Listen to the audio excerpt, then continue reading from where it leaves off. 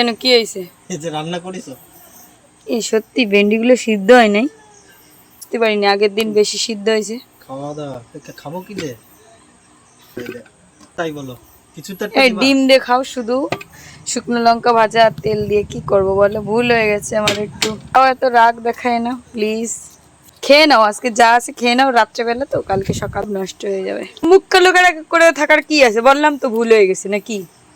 একদিন হলে জিনিস মানা যায়, তোমার তো এটা কন্টিনিউ নিয়ম। এটা একদিন বছরের সালে একদিন করে, ঠিক আছে দেখাও তোমার তো বলতে হবে না। যাও। নাটক, এতক্ষণ তাহলে ওয়েট করালে কি জন্য তাহলে? কি জন্য ওয়েট করাইছো তুমি? মনে হচ্ছে বিশাল রাজভোগ বানায় বসে রয়েছো, ওয়েট করালে দিচ্ছে। খাওয়াচ্ছ তো সেই শুধু ভাত। ভালো ভালো ভালো। রাজভোগ।